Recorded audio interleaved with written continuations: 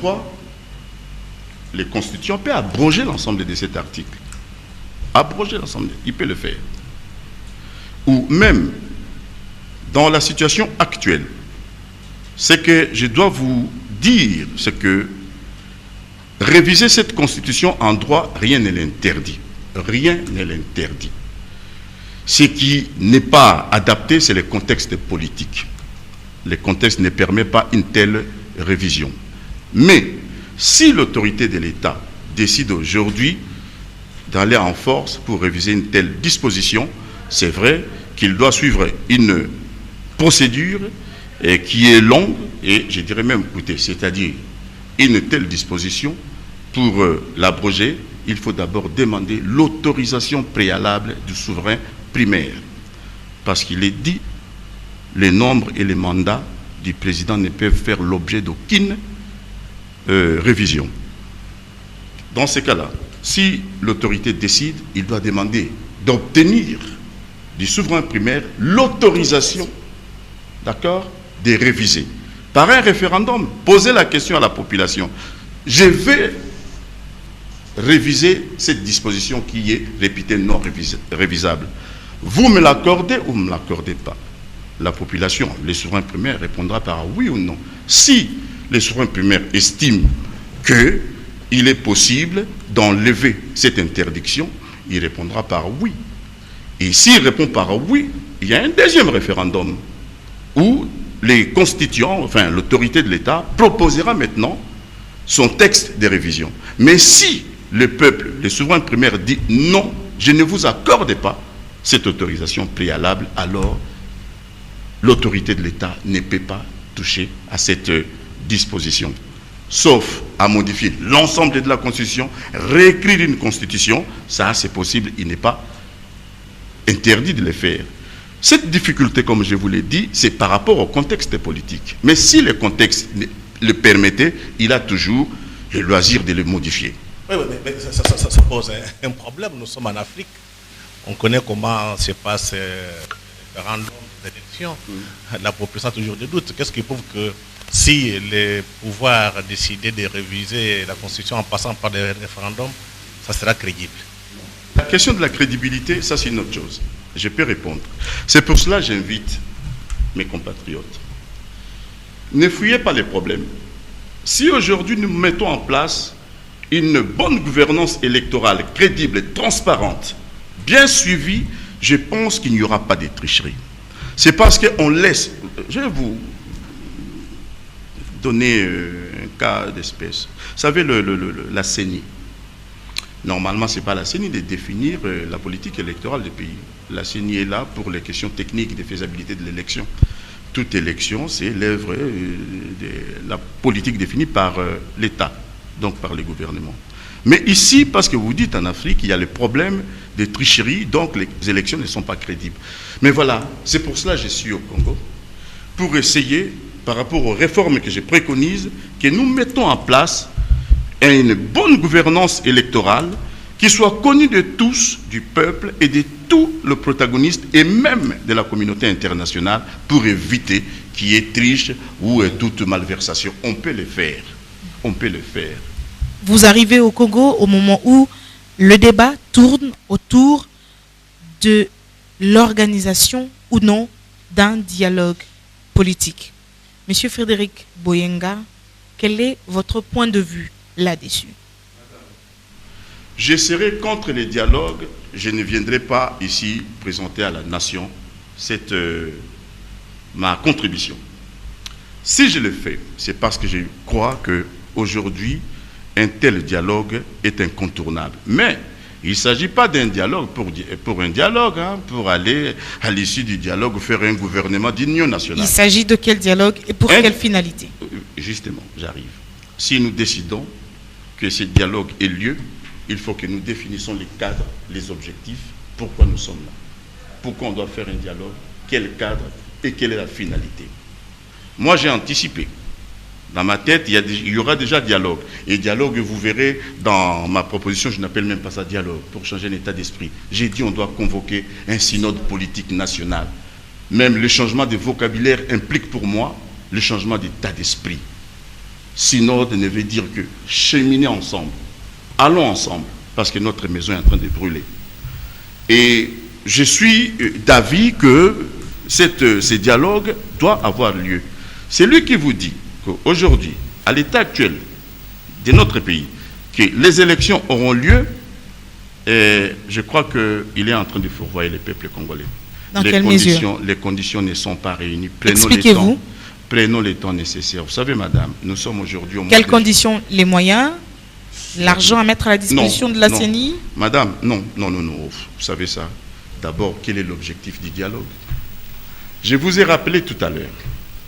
Ce qui nous a posé problème, ce qui pose problème jusqu'à aujourd'hui au Congo, c'est l'avenir du chef de l'État. L'avenir politique du chef de l'État. Il ne faut pas aller trop loin, c'est son avenir. Eh bien, trouvons les moyens pour lui permettre, peut-être, comme je l'ai dit, sa continuité dans l'action politique au pays. On peut toujours le faire. Moi, dans ma proposition, je l'ai fait. Je propose, là, comme vous l'avez devant vous, la modification de la Constitution. Je l'ai fait pour instituer un nouveau conseil, ce que j'appelle le suprême conseil constitutionnel des sages de la République. Est-ce que, selon vous, quand on organise ce dialogue que vous appelez synode, etc., après ce dialogue, il faut s'attendre à l'organisation des élections cette année en novembre, ou il faut attendre combien de temps pour pouvoir organiser des élections législatives et présidentielles? Non, madame. Vous proposez quel schéma? Non, madame. D'abord, le dialogue va avoir comme objectif de faire quelques modifications pour permettre qu'il y ait une bonne élection. De quel genre? J'arrive. D'abord, je vous ai dit, une première réforme concerne l'avenir de l'actuel président et de tous ses successeurs. Madame, il faut donner un statut fonctionnel aux anciens chefs de l'État et même, comme je le propose là, aux anciens premiers ministres. Qu'est-ce que j'ai dit dans mon texte? Première réforme, la mise en place d'un suprême conseil constitutionnel qui va exercer les prérogatives dévolues actuellement à la Cour constitutionnelle. Et les présidents, tous les anciens présidents de la République seront membres des droits à vie dans cette institution.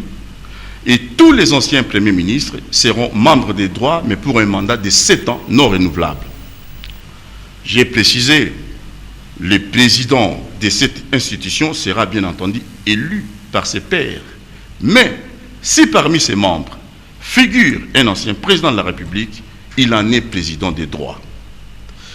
Il y a d'autres éléments que je ne peux dire ici, qu'il faut d'abord discuter avec les autorités politiques, les partis politiques, pour que nous arrivions à un consensus. Mais je crois que maintenant, nous avons le devoir de rassurer tout le monde. Rassurer tout le monde. Sur cette disposition-là, je sais, on va débattre. Deuxième élément, je propose quand même qu'il y ait un recensement général des populations congolaises, que ce soit à l'étranger ou ici. Une question, un recensement dans ces conditions, est-ce qu'on ne peut pas dire qu'il y a risque qu'on glisse, comme on dit à Kinshasa? Non.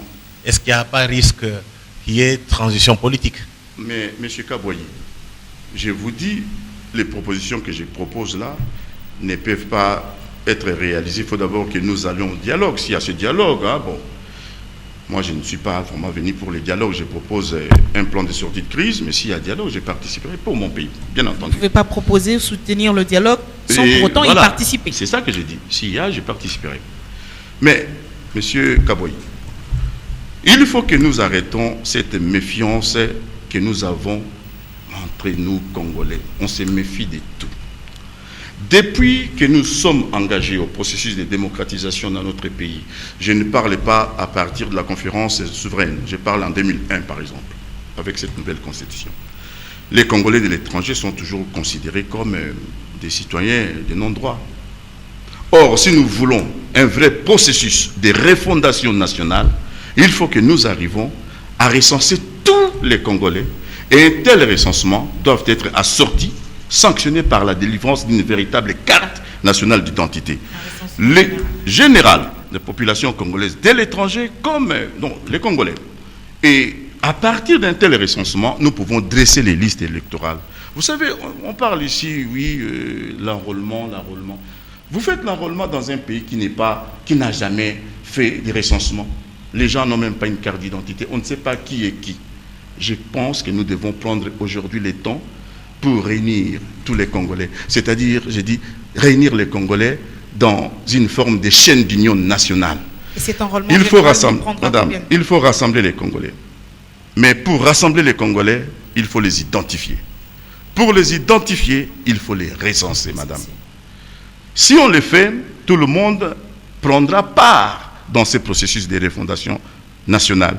Mais si on laisse les autres de côté, ben vous savez ce qui arrive. Prenons le temps nécessaire pour régler tous ces petits problèmes-là. Ce temps nécessaire, combien de temps? Mais approximativement, si vous voulez que j'arrive à donner le temps que j'estime, il faudrait que je vous parle de toutes les réformes que je propose. J'en ai cité 2. Il y a l'institution d'un suprême conseil constitutionnel. Il y a les problèmes de recensement.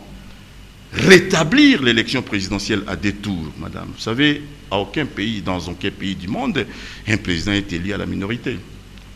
Ça prendra du temps, mais on doit être responsable. Rétablir l'élection présidentielle à 2 tours. Faire un moratoire sur la décentralisation, par exemple. Madame, la décentralisation que nous avons aujourd'hui pose problème. Vous savez, on a aujourd'hui 26 provinces. D'abord, en passant, lorsque j'ai lu la Constitution, je suis profondément éclairé. J'ai dénoncé ça en 2005 lorsque j'ai parlé des incongruités conceptuelles et rédactionnelles. On parlait de la province et les entités décentralisées. Alors, quel est le statut de la province? Et c'est quoi les entités décentralisées? Madame, sans pour autant nier l'existence des provinces, moi je pense que nous devons reprendre les choses. Moi, je propose qu'on clarifie d'abord les compétences entre l'État et les collectivités décentralisées. La décentralisation ne se fait pas sans moyens, il faut des moyens. Mais je propose qu'au lieu de laisser cette décentralisation avec des provinces à base ethnique, je souhaiterais qu'on revienne aux régions. C'est-à-dire... Mais le gouvernement nous fait croire que c'est un processus irréversible. Non, il n'y a rien d'irréversible dans la Constitution. La décentralisation ne peut pas être... Il est irréversible, oui, je suis d'accord avec le gouvernement. La décentralisation, oui, mais la forme, non. La forme est là, vous savez, quand on a des petites provinces comme ça, un peu des républicaines, ce n'est pas bon. Il faut que nous ayons l'État comme institution centrale, la région, les provinces et la commune. C'est-à-dire, le transfert des compétences en matière de décentralisation se fera de l'État à la région. Les provinces ne demeureront que les administrations de proximité et de gestion des politiques définies par la région. Nous avons 11 régions, nous avions 11 régions. Dans mon esprit, il faut arriver à en faire 15, des tailles plus ou moins équivalentes. J'ai pris par exemple les 4 grandes régions qui sont les Katonga, l'Équateur, la province orientale et les Bandundu. Ces 4 provinces-là, on peut les diviser en 2 et ça nous fera 4 provinces et au total, on peut avoir 15 régions, pardon, pas des régions, 15 régions décentralisées avec à l'intérieur des provinces qui sont des administrations de proximité, c'est-à-dire être proche des populations, mais en mettant en œuvre la politique régionale. Monsieur Frédéric Boyale, en tout cas, ça c'est les cours que vous donnez du droit administratif ou bien du droit... Mais je pense qu'en lisant certaines réformes que vous proposez, vous dites que l'impérieuse nécessité d'une entente cordiale avec les Rwanda, l'Ouganda, le Burundi, le Sud-Soudan pour une réussite totale du processus démocratique électoral à l'est de la RDC. Mais ce qui pose problème, que le Congo, depuis qu'il est créé comme État, depuis 1885, il y a toujours l'ingérence des pays étrangers. Est-ce que cette fois-ci, en s'entendant avec les pays limitrophes de l'Est, est-ce que la crise sera résolue?